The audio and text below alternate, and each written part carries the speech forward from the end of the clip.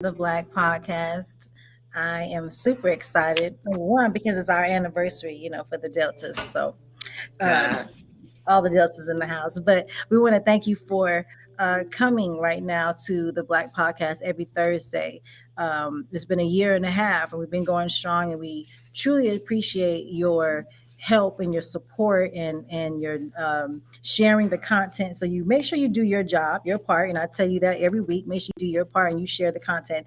The only way that we can grow as a community and make a change is if we all contribute to the change, right? And so we have to all decide that what can I do to help, whether it's sharing a video, whether it's reposting a video, commenting on some of the things that we're doing. It's important that we're doing that, because if we only keep the information to ourselves, we'll never grow as a community. So please make sure you do your part and you share with us. We are or I am Dr. Sherelle Hobson, and I am one of the hosts, co-hosts of the Black Podcast. My background is in education and athletics, and a lot of you already know I've been in it for a very long time, 17 years. People say that's not a very long time, but it's a long time, and it's long enough for me. But one thing that I love and I'm very passionate about is change and making sure that our athletes, whether it's young men, young women, are productive citizens after they leave my program. And so I had the opportunity and I was blessed to partner up with Mr. Street here, where we also have a company called HSBA, where we change the narrative of our young Black men in the community. So, we got a lot of great things coming up, B. Yes, indeed. One thing that, just to keep it brief, because I really ready to listen to and hear the beauty of the story that we're going to have shared tonight. But at the end of the day, I'm just all about connecting with individuals that want to see a change in the next generation for that next generation. And just really take into consideration the fact that, you know what, there's certain pieces of the puzzle that I don't fit. I don't feel. So let me connect myself with those individuals that are a little bit more skilled, a little bit more resourceful in the areas that I may not be. Because at the end of the day, when we come together, when we link arms, that's when we can, continuously push forward and affect that next generation the way we truly desire to. The gentleman that we have before you today has got a pretty powerful story. So many people go through trials and tribulations, so on and so forth in life, and a lot of times it pushes people to give up. Pushes people to give up. At varying different levels, either discontinuing the pursuit of something they're wanting to build. Some people even more extreme. We're not even going to put it out there. The limits that some people go to.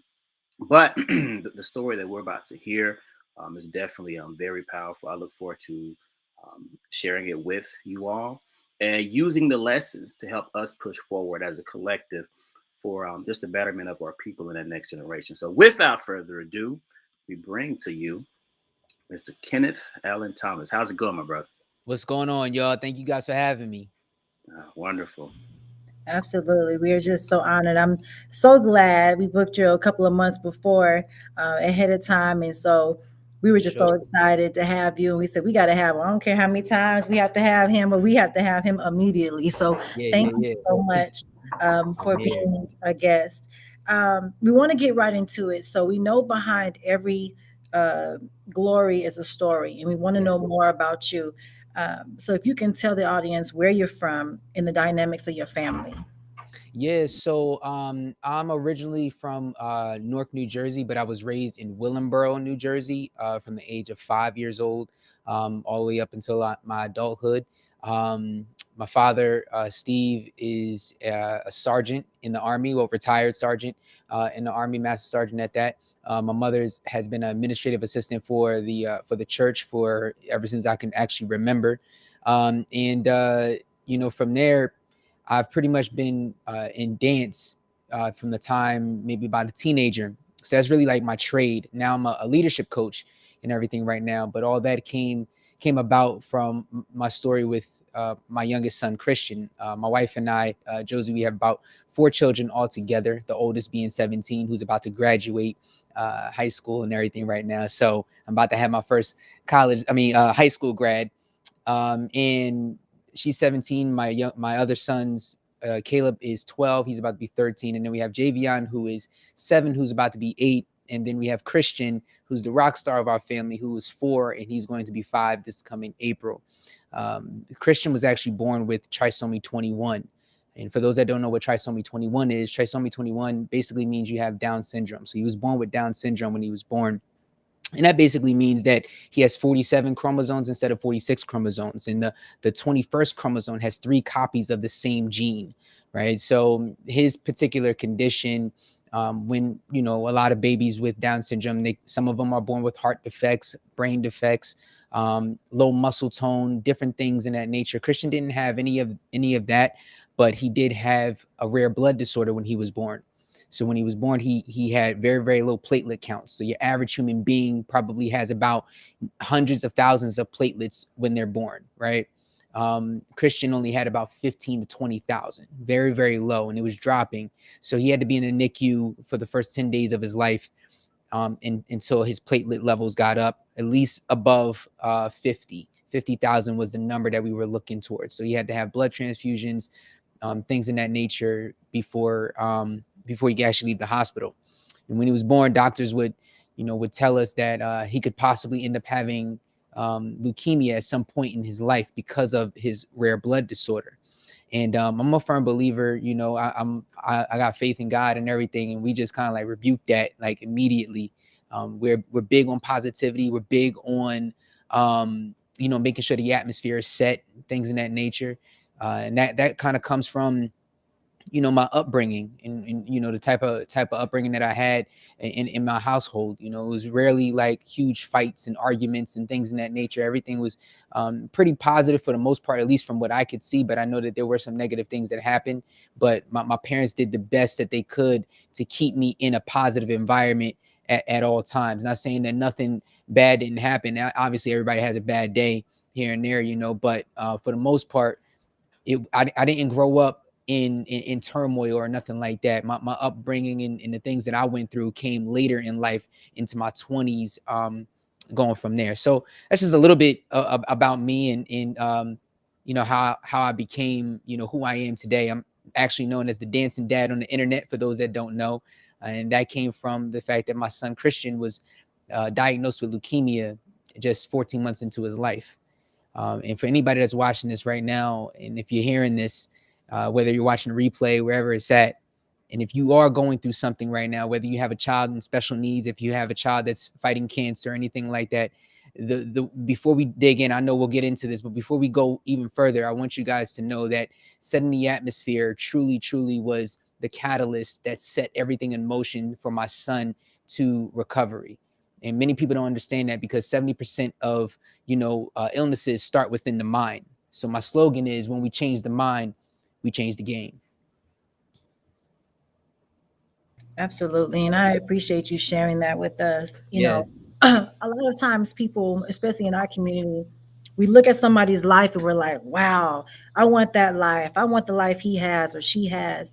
And so what I really enjoy about you is that you're very consistent with what your message is, right? And you're very true to your truth.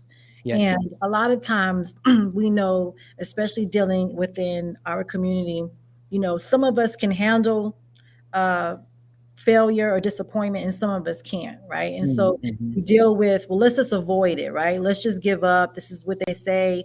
Let's just go with the flow, because that's what we do, right? And Yeah, so, you hear that a lot. all the time, like, just fake it till you make it, go with the flow, stuff happens. And It's horrible advice, by the way. it's very horrible. I hate when people say fake it till you make it, just Yeah. because a lot of people been faking for so long, right? And they Mhm. never get to their truth, because they're always faking it. They're always trying to be something. Every season they're changing. So I appreciate, that you do that. You talked about how you're a dancer. In our community, a lot of our young Black men and women, they really focus on athletics a lot, because that's their gift, right? So Yeah. dancing wasn't always one of those things that people wanted to do, especially for a man. So when you started dancing very early, I'm assuming, right?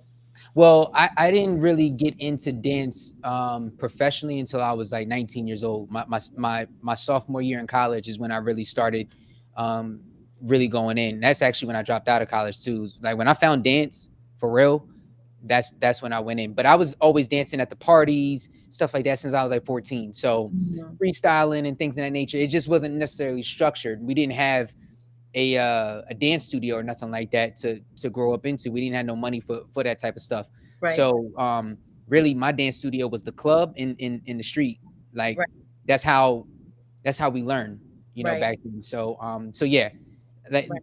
I and I hear what you're saying. Like it's not necessarily like the thing to do for a man, but the reality is that you've had both men and women that have, equally, that have done dance as a profession for years. I mean, you got Absolutely. Sammy Davis Absolutely. Jr. You got Absolutely. you know what I'm saying? You got guys like that. You got guys like Don Campbell, Campbell, God rest his soul, Yeah. Shabba-Doo, like all these guys that have paved the way for young black Yeah. men to, like, listen, it's okay to get down. I mean, Right. Right. Right. Right. you know what I'm saying? The Right. ladies like it as well too. So why not? Right, right. We don't want no, we don't want nobody with two left feet. Come But on now. we talk about even like dancing, right? A lot of even in our schools, when we look at more urban schools, areas, we're focused so much on athletics, so we don't expand on Mhm. those other gifts, right? So we don't say it's okay to dance. This is how you can be creative in your dance. This is how you can be, a producer. And so you don't see those type of things. Now, when you go to other schools, right, you see you see dancing, you see hip hop dancing, you see all those things. You don't really see it in all the schools. So our kids are so focused, or our community is so focused on, we dance, but it's for more entertainment. It's not looked at a place that we go to, like when people are doing sports, there's a why behind everything that they do. Why are Mhm. we dancing? Why are we running track? We're not just running track or playing Mhm. basketball or playing these sports because we just love the sport. Some of Mhm. these kids, that's their only positive thing they have in their life. That's the only thing that they have going for them. That might be the only thing that get them to college. That Yep. might be the only thing that gets them out of their situation. So we always want to encourage our students or our people that, hey, expand, right? Expand. You don't know what you're good at. You don't know what dancing could, for you and your situation, for your child, could have saved his life, you know Yes. just because his energy now got turned into, we're no longer going to focus on this illness, but we're going to focus on something that's positive. And it just showed like the history of music and dancing, what it has done for our community. That's how Mhm. they made it through a lot of trauma, Yes. and became how we became resilient people is through dancing, was through Yes. singing songs and church songs and hymns and all that stuff. That's what we used to Mhm. survive. And Yes. so I think it's just it's a great thing that you continue to show how to use his body, physically, how to Mhm. move his body in places and put his body in positions that, people may have saying that, hey, he's going to have a hard time bending over, or he's going to have a hard time, or his muscles are going to be Mhm. weaker. Mhm. Dancing has really helped to Yeah. change the It perspective of what the illness is. Yeah, absolutely. So I'll give you guys some more perspective on it. Dance is one of the biggest things, or the best things that you could do if you're stressed out. If you're stressed out, I'm telling you right now, dance relieves stress. This is scientific facts as well too. Dance releases stress, and it also decreases the depression as well too. So you guys can look this stuff up. Like it literally does that. So when I say when we change the mind, we change the game, I literally mean that, wholeheartedly. Okay. And dancing in the hospital with my son Kristian really, really changed everything for us. It changed things for me, it changed things for my wife, changed things for my son. When I was dancing for him, it was more so just to keep him happy, getting his mind off of the chemo that was going inside his body, just getting him to say, hey, dad's got you, right? Dad is moving with you, like, no matter what, I'm here every single day. And that became our thing. That became our thing. Like, we did a little routine like every day, and we still do it till this day, because every month that he's cancer free, we do a celebration video.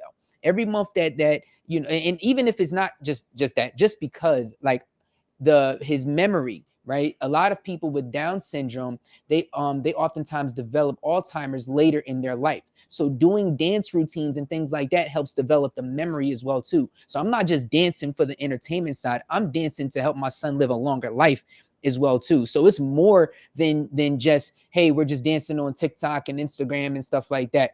People love it because it's also helping them. So I'm kind of like, for lack of better terms, I'm killing two birds with one stone here. We're helping people for a 60-second video think about something other than the negativity that's happening in the world right now, seeing a father and son dance together. And at the same time, I'm helping my son extend his life for as long as possible, or as long as God allows.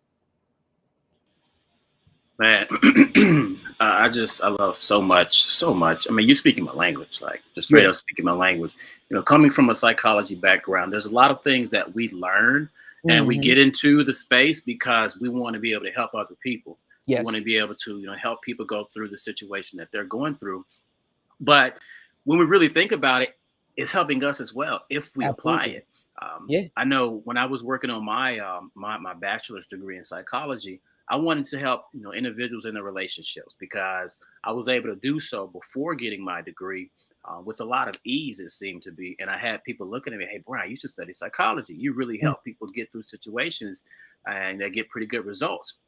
And I started going through my own situations while I was working on that degree, plus afterwards. So I was like, man, like if this works for these people who I'm going to be working with, what if I try it on myself as well? So as you mentioned, the whole killing two birds with one stone, a lot of times we do the things that we do for the benefit of someone close to us, but also, or ourselves, but also when you think about it, you know what, if I'm going through this, there's likely somebody else out there that's going through something similar. So why don't I put it out there? How I'm managing my situation, let me put it out there and share it with the world to help them manage as well. And, when you mention setting the atmosphere, people do not realize. You hear all the time the law of attraction, things along those lines, but you don't realize that there is true science. Like your brain literally rewires itself when you take certain action and when you perceive certain things differently. When you don't look at the problem, instead you focus on its solution. Yes, you acknowledge that there is a problem there, but you don't focus on it. Focus on the solution.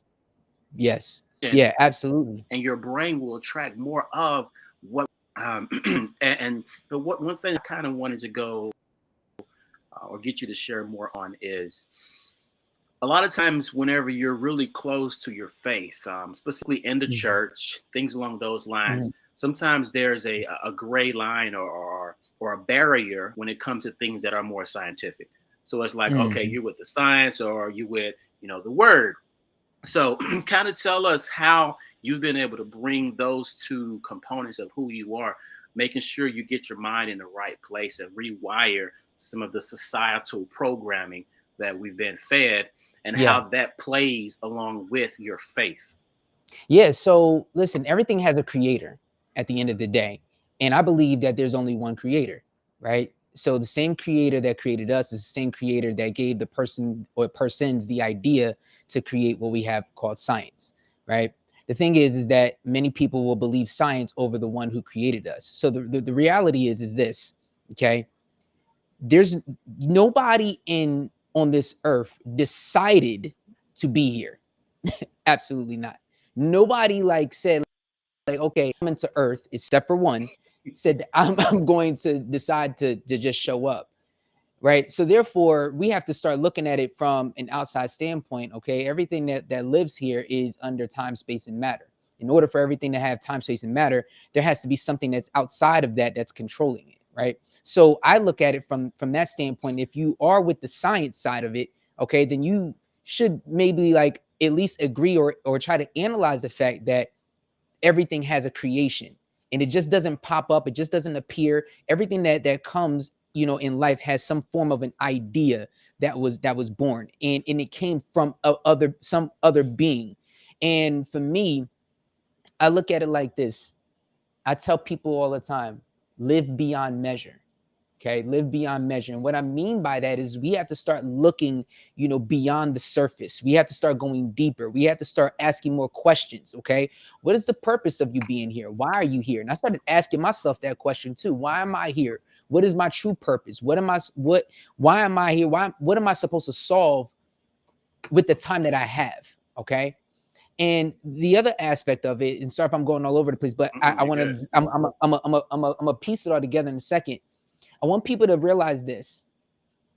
Yesterday will never happen again. Okay. January 1st, 2022 will never happen again. I live each and every day as of one because it is. So I try to impact that day the best way that I know how, because I don't know what tomorrow brings. I always say yesterday is gone, tomorrow will worry about itself, and today is all we have, right? And oftentimes a lot of people read Matthew 6:33 and says, seek ye first the kingdom of heaven, all these things will be added unto you. But we sometimes miss that next verse that's under it, right? We're thinking about all things that's going to be added unto us, right? But we don't think about verse number 34, where it says, listen, don't worry about yesterday. Don't even worry about the future. Focus on today. Focus on the right now. Okay. I believe that if we start renewing our mindset, that change really starts to happen. But that only happens, by community. That only happens. Nobody's going to go out here and shift the entire world. But it can happen within your own home. It can happen, like I always say, like change doesn't start in the White House. Change starts in your house, right? It starts there first. And we oftentimes focus on so much of what the government is doing. How about we focus on building better leadership?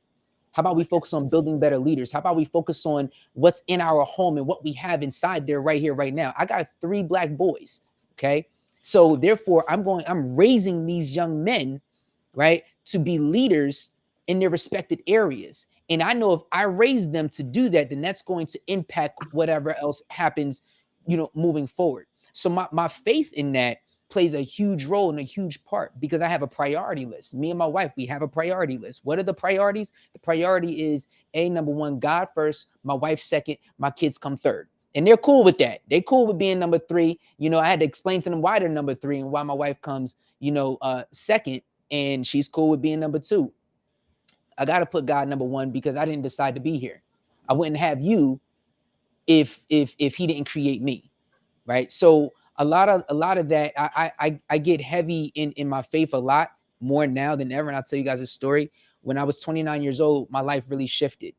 And that's when everything really started to change for me, because throughout my 20s, I wasn't living the right way. I was sleeping around. I was with this girl. I was with that girl. I was thinking that I had it all. I had my own bachelor pad or whatever the case may be. And I mean, I wasn't sleeping around like crazy or nothing like that, but I would be with this girlfriend and that girlfriend and this girlfriend. Like I was in a lot of relationships in my 20s, and I was thinking that I could do it all on my own.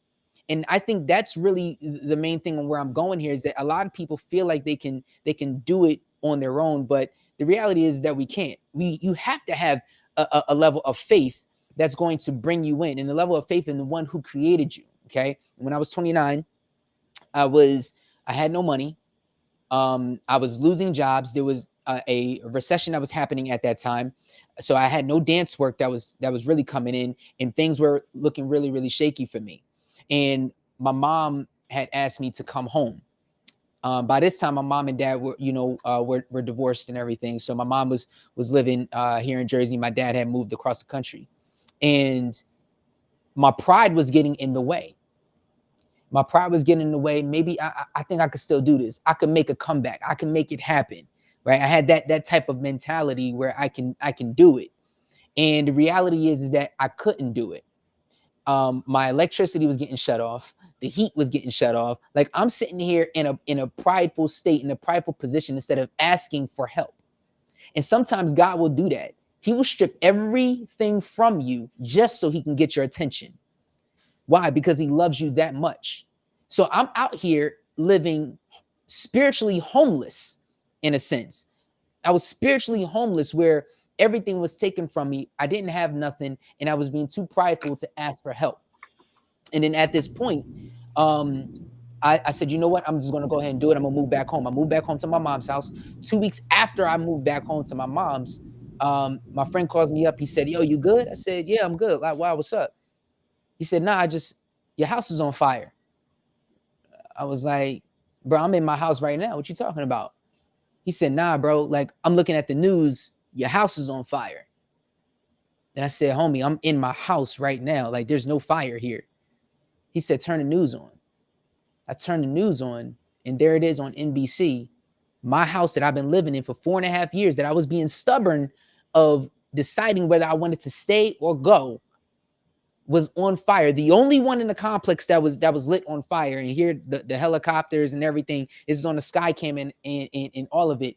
So my faith started to come back in order. And I said, God, you got it, because I can't do this without you. You literally pulled me out because I was about to be lit on fire. I was about, who knows? I may not even be doing this podcast with you guys. And at that moment, I sat there and, you know what? I surrender. You got it. And from there, I started to push forward to build a relationship with God, right? And a lot of people miss that. They think that it's all about religion. It's not about religion. This is about a relationship. We're not talking about traditions. We're talking about a relationship. We're talking about a bond here that needs to be developed with the one who created you so that you can carry out your purpose, carry out your mission, carry out what it is that you are called to do in this life. And somebody out there right now that's listening, you probably don't even know what it is that you want to do. You probably don't know why you're here. You probably don't even know why your purpose. I'm going to tell you something. Whatever that thing is that bothers you the most, whatever problem is that bothers you the most, maybe it's something inside the government, maybe it's something inside shelters, maybe it's something inside, the policing, whatever it is, the thing that bothers you the most is more than likely the thing that you are supposed to be doing in life. That right there becomes your purpose. So from, I know we went from the science and into the faith part. I meshed these things together, because I understand from a scientific standpoint, things work a certain way, right? But from a faith standpoint, they work in a supernatural way. So I tend to flow more from the supernatural, but I also lean on, sometimes with something that's scientific, I understand why the supernatural actually put it there. So yeah, like I want to encourage people, and my thing is building more leaders in today's age. And I know if we build more leaders, everything else will take care of itself. Absolutely. Oh, yeah. Absolutely. I want to tie just a few things together that you just mentioned. Mm-hmm. Really around faith. Yes. And I always take notes because I can't let some of these things go. You always got to dig deeper. You've Yes, sir. always got to dig deeper, and you have to question. So many people blindly follow what society has said. They Mm-hmm. blindly follow that religious leader without building that relationship. Come on. So many Yeah. people will go and have that church family on Yeah. Sunday, on Wednesday, on whatever it is, and then they go back and they're living their cellular secular life without even remembering what happened Sunday, Wednesday, whenever it was, because there's no true relationship there. Yeah. And I see that. I have seen that so often, and it hurts me. So there's so many of my associates, friends, family members that will ask me, "So what church do you go to?" And I have a church that I've been part of for some years now, since whenever I first met my kid's mom. Mm-hmm. But I go to any church that invites me. I've been to churches where it's the very first time that I visited a church, and I find myself giving a speech to the congregation because something was seen in me. Someone says something about me, and I go up and I talk about, specifically speaking to the young people, how you need to learn how to build that relationship between yourself and your creator. Because, no disrespect to anyone that stands up here before you, but at the end of the day, your relationship with your creator is ultimately what matters. Yes. Because you can say, you can tell that pastor, whoever it is, anything you want to tell them, but what's in your heart, what your true relationship is, at the end of the day, that's what you're being judged by. At the end of the day, that's what's going to carry you from one level to another. And I just think it's so important to have that relationship, whereas so many people will start their day with whatever type of ritual. I start my day before I get out of bed. I just close my eyes or keep my eyes closed, and I just go into a meditative state where I'm having my conversation with my creator, strengthening that relationship. Whereas most people will go to someone else. Let me find my mediator. People need a mediator because you need certain things, certain people to break certain things down for you. But eventually you have to build that relationship as well. And I'm just so glad that you mentioned that and you tied it all in. Like, it all goes together. Yes. If we look around us right now, there's nothing around us right now that didn't first start as a thought. Exactly. Nothing around us didn't first start as a thought. And how could that thought manifest? How could that thought come into your mind if there wasn't something outside of you that created you to be able to have a thought?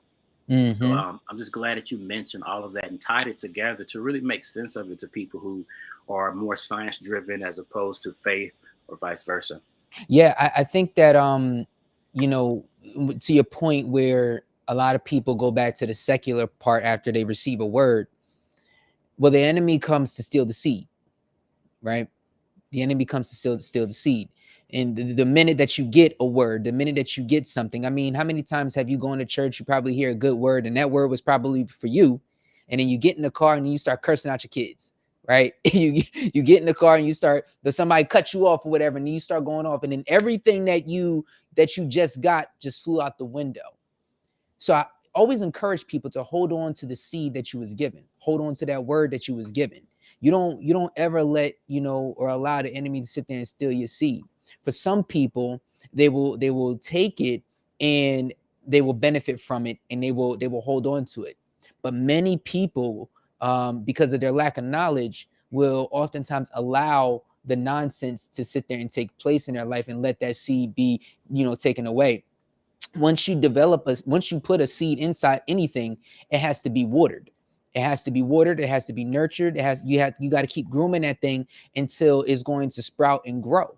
And sometimes people don't allow the seed that was put in them to be watered or to be nurtured, and for it to take time so that it can grow, so that they can have a full transformation, right? They allow the negativity of the secular world, to impact them, distract them from what it is that they're called to do.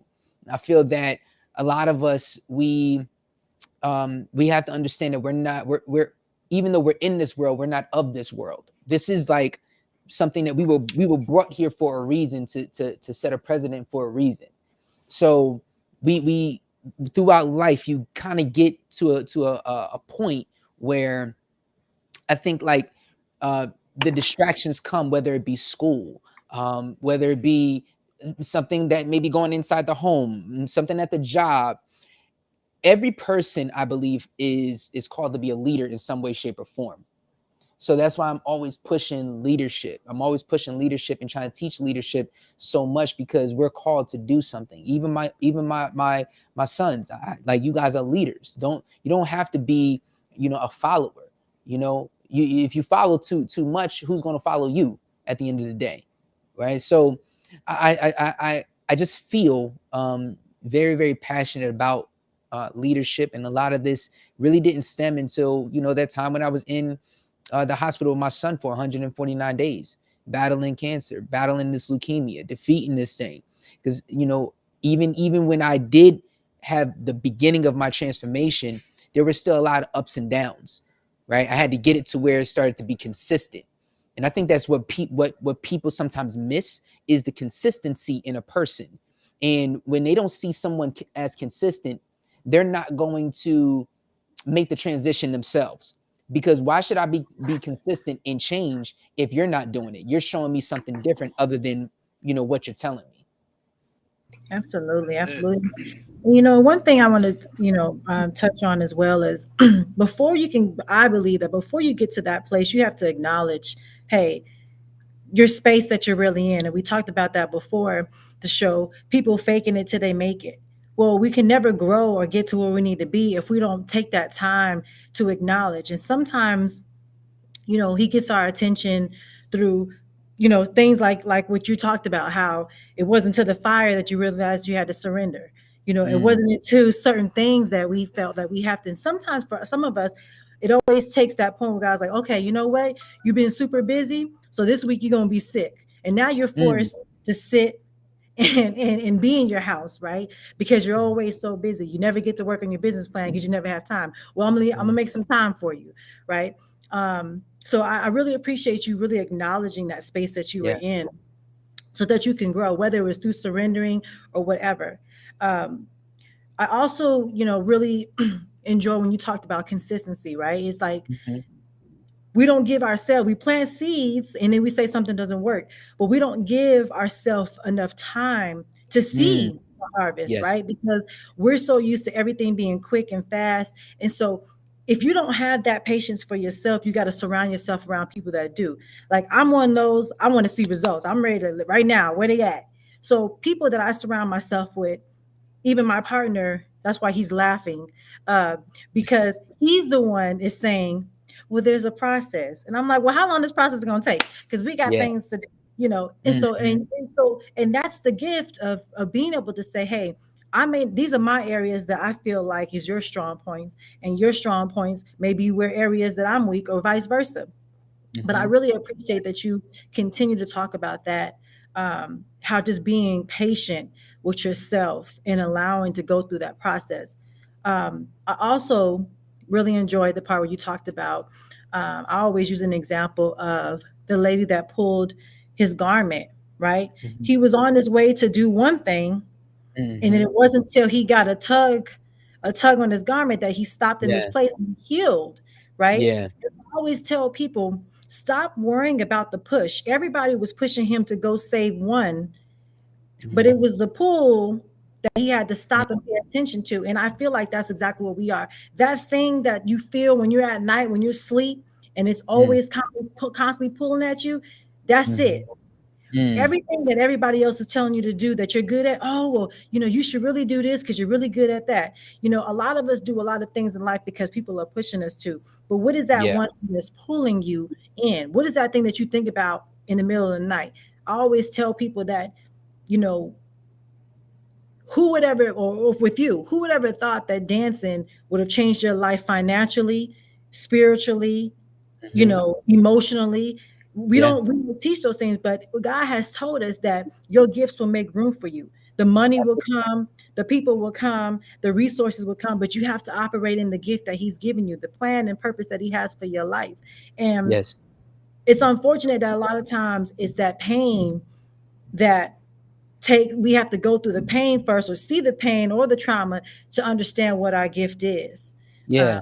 and so I really appreciate you being obedient, because Mm. it's because of your obedience that other people are now saved. Other people are now, they may dancing may not be their thing, it may be sports, it may be teaching, it may be reading, or whatever that thing is. Because of your obedience, you're going to help save the lives of other people, Amen. not just Yeah. with illness, but just getting on track. And that's for young, old, because it's never too late to know, when you spend that time and build that relationship with God, let Him reveal the things that He needs to reveal to you. I really Mhm. appreciate you saying that.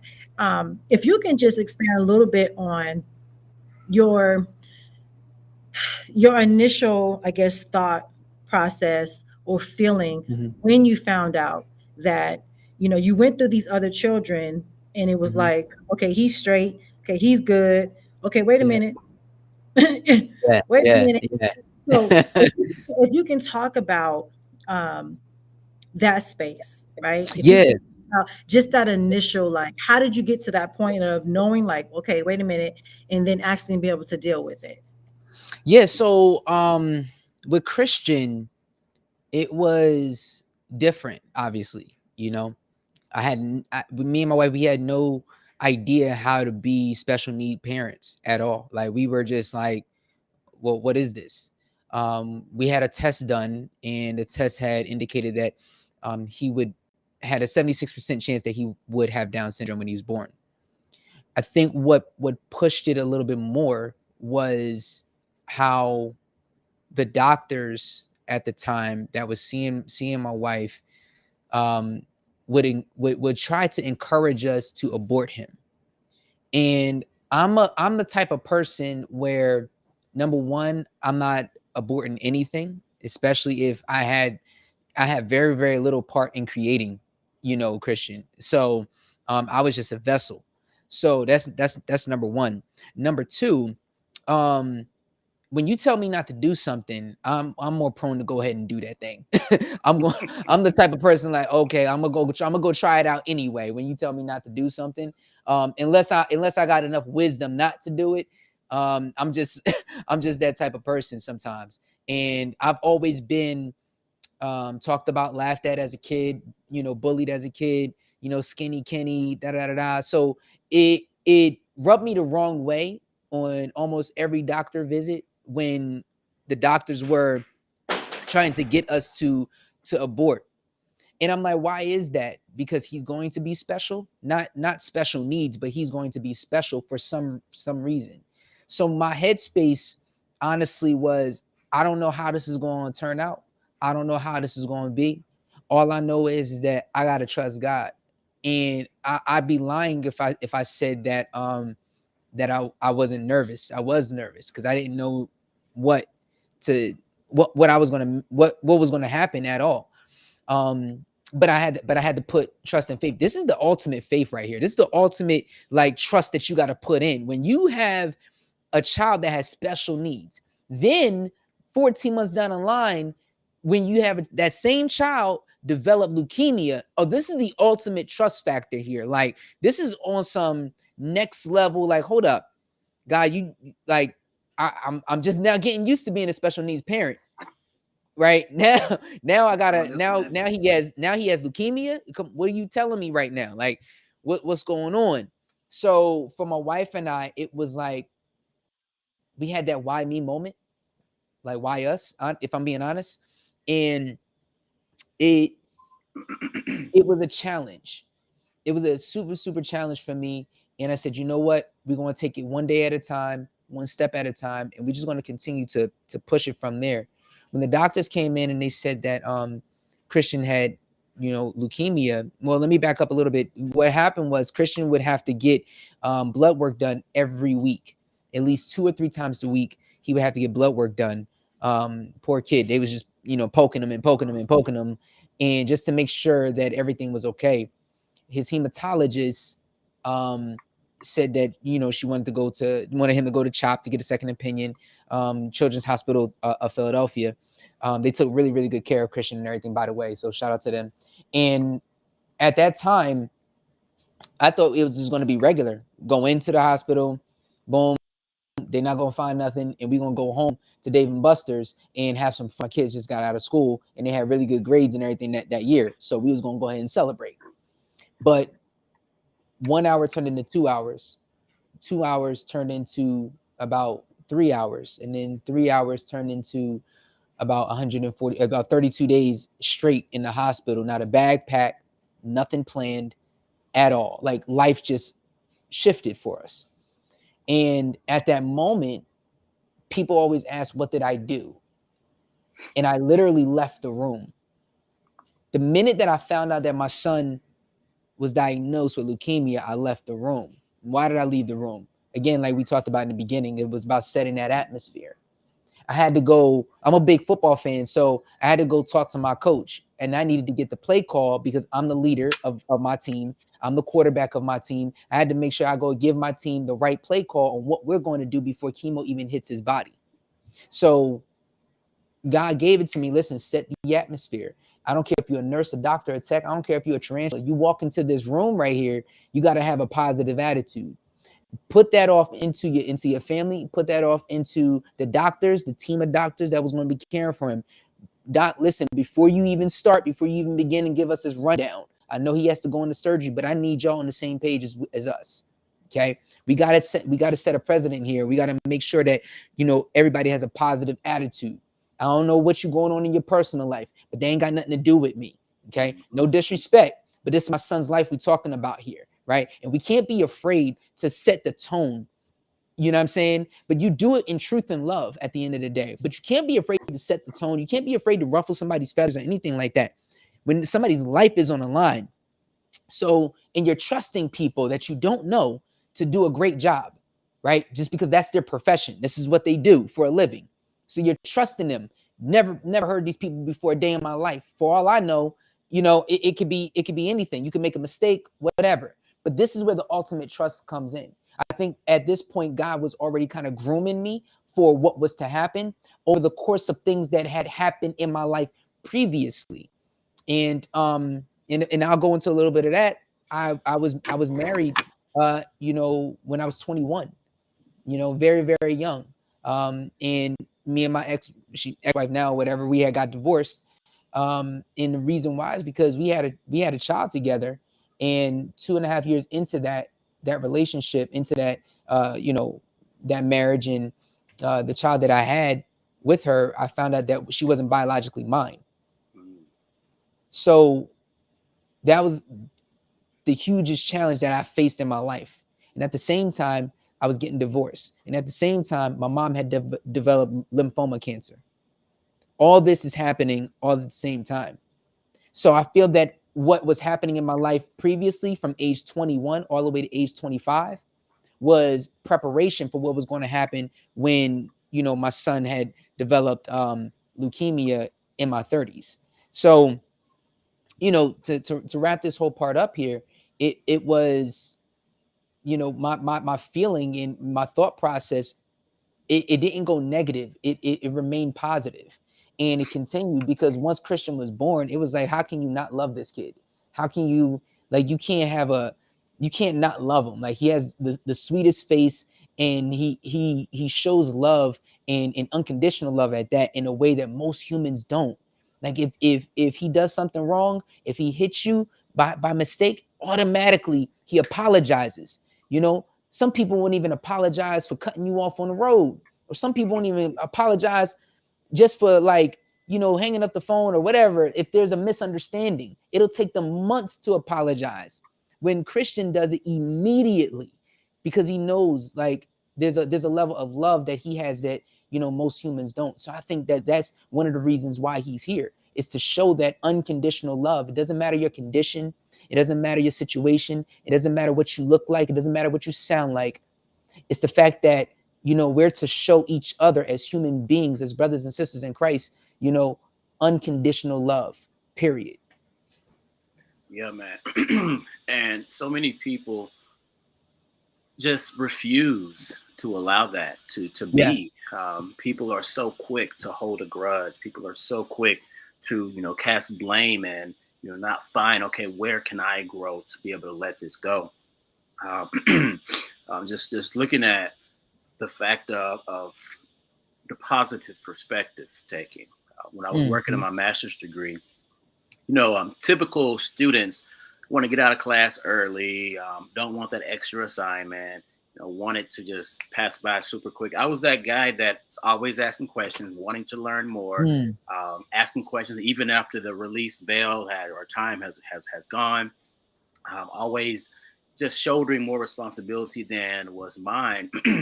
And it was so easy for, you know, whenever I was asked to do something to, like, why we gotta do this, why we gotta do that, have that Yeah. negative perspective. And like as you said, you know, being teased when you were coming up, I had that same thing when I was coming up. But then I was facing something similar when I was in my master's program. Mm. And I had to look at it through a certain perspective as of I'm doing today, as you have here. And I'm gonna put it up real quick. Live Mm. every single day as one of one. Like, I took Amen. full advantage of every single day. I knew what was coming to me, the harvest. I knew was going to come, but I wasn't looking over my shoulder, waiting Come on. for it. I just Mm. continued to sow in that moment every single day. And I didn't let the fact of my downfalls and my failures or whatever it was in the past to affect what I was doing in that day, in that moment. Yeah. So all of the things, the challenges that did come about, I didn't take them as why me. I took them as, you know what?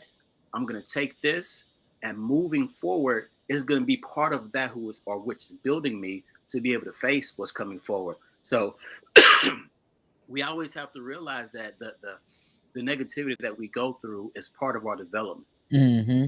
It's so easy for Yeah. us as athletes to we go in the weight room and we got the extra weight put on there. We ain't fussing about the extra weight. Like, Nah. we take that pain, we embrace it, Mm. put more Mm. on there, put more on, make me hurt more physically, Mm. make me hurt more Mm. because I know it's gonna develop me into something stronger. Life Mm-hmm. ain't no different. No, not Life at is all. no different. We have to Mm-hmm. embrace the struggle that we're going through, but logically process it and ask Mm. ourselves, how is this going to help with a similar or worse situation moving in the future? Yeah. And you mentioning your mindset when it comes to your son going from special needs, going from the things that you had to deal with him having that to that next stage and stepping outside the room. I love that you mentioned that. Mm-hmm. Being a parent, we have to be the example of that. We can't blow up and like just break down and go into confusion in front of our kids whenever we get bad news, whenever something Absolutely. negative happens. Step away from the situation, Mm-hmm. gather your thoughts, have your conversation with your creator, and Mm-hmm. then come back solution focused. Come on. Um, my son and his sister, Mm-hmm. they came back from their mom's Friday evening, and after being there for an hour or so, they got into it. And me, it really got under my skin because it was something I have told them over and over and over and over. You have to face this differently. Yeah. So initially, I kind of got in my emotions, let my emotion get the most of me, and I sent my son one way, my daughter the other way. And I said, you know what? I can't let this be the example. Mm-hmm. So I brought both of them back together. I made them Mm-hmm. sit beside me on the couch, and we talked about, we processed everything Yeah. that we went through, and I let them know, look, you guys are going to be brothers and sisters Right. to the end. Yeah. So we have to realize whenever something bad happens, how can I figure out how to use this situation to make sure that in the future, when I come up to something similar or more difficult, I'm able to handle it. Right. And your story in and of itself is an exemplification of how we can take that and apply it to any area in life. So Yeah. off of that note, kind of give us some of the updates, how life has been Yeah. since, what some of the things have started to develop into, you know, from the dancing to being, being featured in a lot of these media outlets. Like, how Yeah. has all of this been part or incorporated as part of your story? Yeah, so it's been a wild ride, honestly. Pretty exciting at the fact that I have the privilege of jumping on the news and giving my opinion from a leadership standpoint, going to different organizations and giving leadership workshops and things of that nature. I'm actually going to be giving a workshop to the Leukemia Lymphoma Society here in New Jersey. I'll be giving a workshop to them at the end of the month, to their staffers, and being able to talk to different athletes and groups and things in that nature has been pretty amazing. Honestly, right now Kristian is 3 years cancer free, so that's on we on point for that. And every day is a day where I have the opportunity to impact the world or impact somebody, impacting one person. Being able to we were just on Good Morning America, where they gave an awesome presentation on there as well too. So Good Morning America, Steve Harvey show, meeting celebrities like Sierra, being featured on Janet Jackson's page and everything as well too. Like it's been pretty cool, where people will come, they'll see the dancing dad, but then they'll look at the page a little bit more, and they'll see something a little bit deeper, and they'll see something like, wait a minute, he's not just the dancing dad. He's not just this entertainer or anything like that. Like, this dude can actually talk about something. And I think that's what I love the most, is like I love helping people. I love people, period. Like, I'm a people person. And even though I was like an introvert more coming up, like I always had this extroverted spirit about me. And I always tell people, listen, for all my introverts out there that are listening, okay, a lot of y'all want, an extroverted victory, right? But you can't have an extroverted victory if you don't put in an extroverted effort, right? So a lot of us will sit there and they'll be from an introverted standpoint, and they won't like to deal with people. You got to deal with people at some point in time. And you have to be that, have an extroverted spirit at somewhere along the line. You don't necessarily have to be on TV. You don't necessarily have to put a camera on. There's so many different ways that you can impact people, right? But for me, I think, like, being on the news, it gives me an opportunity to um, be a voice for of reason for a lot of people. Things that people want to say that they don't have the outlet to say, but I get the opportunity to say it for them, and that stems from the leadership that came about inside that hospital room, and what was displayed, and how we turned it into something.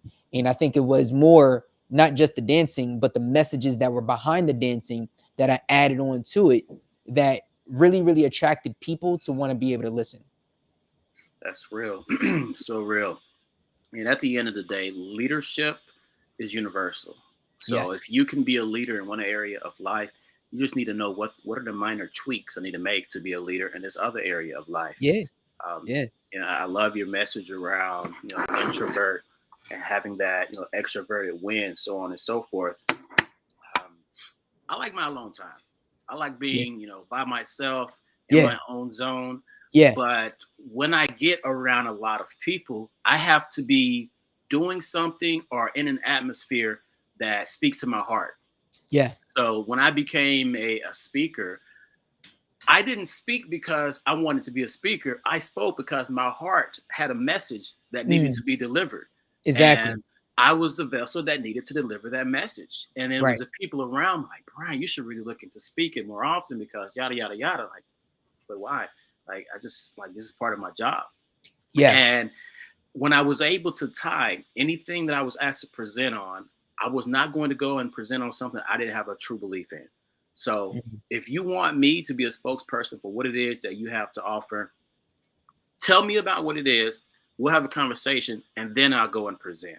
There you go. So I was having a walking from class to my vehicle while working on my master's degree, and it was a young lady. She would always come to my speeches, and she would be my crutch word accountability partner. So anytime I would say or any type of odd pause, she would note it down and we'll talk about it Mm, afterwards. Anyway, she was asking me one day, like, Brian, I'm trying to get into the speaking space like you. Like, how do you prepare? Like, do you have your outline and so on and so forth?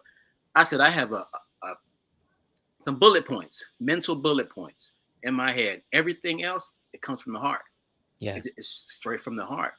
There it And I is. speak on what I'm Yeah. passionate about, and I speak to who I really want to touch. And at the Yeah. end of the day, regardless of how introverted you are, when something is really near and dear to your heart, you can shout it from the mountaintops to the whole world. But it has to Absolutely. be something that you're really about. Yeah. So, off of that note, kind of tell us, share with us, what are some of the things you got going on right now? Any upcoming events, things that we can be looking out for to support? Yeah. So right now I'm going to be doing the Leukemia Lymphoma Society. I'm going to be speaking to them. That's more of a private event, but I am actually nominated as the Leukemia Lymphoma Society's Man of the Year.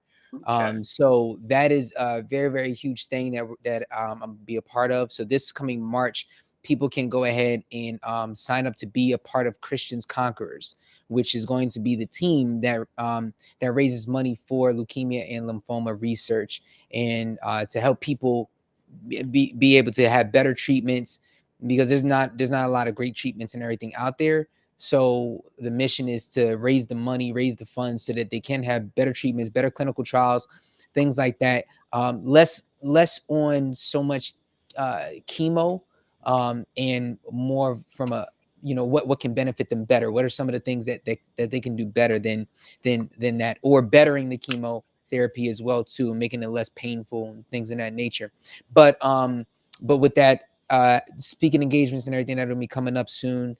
And I also have my show, the Kenneth Allen Thomas show, which comes on tonight actually at 8:30 Nice. Eastern Standard Time. On YouTube and Facebook. You guys can catch that on my YouTube channel, Kenneth Allen Thomas Show. And then this year we are possibly planning a leadership retreat. So more on that will be on my website when we put it all together. But that is the goal, to doing a leadership retreat for our community, those that want to build on their leadership, in their faith, in their family, and things of that nature. We're going to be putting together with some of the hottest speakers that are going to come, and we're going to vibe. We're not just going to just do a bunch of speaking. We're actually going to do some dope activities together to reconnect, replenish, rejuvenate, iron sharpen iron type of deal, Mhm. which is going to be really, really cool for us as well too. It's going to be our first time doing it. So this spring, we plan to set out the information for that, as it'll be coming later summer, going into the fall. I love it. I love it. Now, one more time. What time is the show tonight? Show tonight is 8:30 Eastern Standard 8:30. Time. Yes, it'll be myself and my co-host Guy Still and Nick Mingle. We got some really cool topics that we're going to be talking about tonight. We're going to be talking about the parenting in 2022. And we're also going to be talking about the mental health crisis that we are facing because of the pandemic and things of that nature, with certain um, schools that have shut down or have went remote. About 4,500 schools in America have went remote right now at this time, and what type of impact does that do to those that are isolated or have to go back into quarantine mode and things of that nature. So really, really cool topics that we're going to be talking about tonight. And yeah, you guys can go ahead and catch it there. I love it, man. I'm excited about the show. I got to, let me think. I should be able to make it. Do you guys on your show allow the viewers to interact as far as send in comments, so on and so forth? How's that Yeah, work? absolutely. Yeah, absolutely. You guys can. It'll be on our StreamYard account. So if you want to join in on the conversation and everything, I'll send you a link. You can just pop on in. I'll bring you in and get your opinion and everything as well too. We'll give you a couple minutes to shine. Beautiful, beautiful. Yes, obviously with a social work psychology degree, I work with a lot of people in the mental health space. So Yeah, that'd I be awesome definitely for you to join us. I aim to jump in for sure. For Well, sure, man. man, well, I want to thank you again. I'll be sending you an email between tonight and sometime tomorrow to kind of get a Okay. little bit more of these things you got coming up, so we can share them with Yes. our audience. Um, Man, it Oh, was and a I'm sorry. pleasure. Go ahead. No, go ahead. One more thing. If anybody out there is looking for any type of leadership coaching, I do have a program that's going to be that's running and everything right now. It's called the Leadership Within program. So this program is a 12-week course. Okay, it's one-on-one training and everything with me, and we do have group sessions and everything as well too, depending on how many people want to sign up for it. But if you want to get in contact with me for that, they can email me, Kenny@KennethAllenThomas.com. So, and then put in the subject bar Leadership Within. Got it. Got it. And that's Kenny with an I at. Yes. Yep. All right. Kenneth. Yeah. Kennith. Kenneth Allen Thomas with. So Kenny, Kenny at Got you. KennethAllenThomas.com. Perfect. Perfect. We're gonna make sure that we share that with our audience. And just thank you again, man. Yeah, man. I appreciate you Sending having me. for sure, sending prayers and well wishes to the family, to all the blessings that are coming you guys' way. Yes, Looking sir. forward to the show tonight, and just continue to stay connected. I'm in New Yes. York. I'm in New York. All right, cool. Every so often, I'm in New York. I'm based out of Mississippi, but I have a partnership in New York that brings me Okay. up there quite frequently. And we'll have to see if we can link up when I'm in the area. Let's do it, man. Let's do it. Right now. You have a good evening. We'll be talking to you You too, soon now. man. All right. Thank you. Yes, sir. All right. All right, ladies and gents, that's the show for this evening. This was a great episode, as always, but a very unique episode, and I hope everyone was able to get some value from it. We will be transferring it to a Spotify podcast format as soon as possible, and we'll be sending out information on that as things roll along. Guys, every week this month, our show is actually at 5 p.m. Central Time. So make any adjustments to your calendar for those of you who are frequent viewers. And we'll be seeing you same time, same place every Thursday this month. This is our second show of the month. Definitely make sure that you're sharing our show out. Make sure that you go to our website, wearehsba.com. Kind of take a look at some of the things that we have going on, but also check out our Instagram page where we're getting more and more active as far as sharing things that we've got going on and engaging with some of our audience, past guests, so on and so forth. Off that note, see you guys in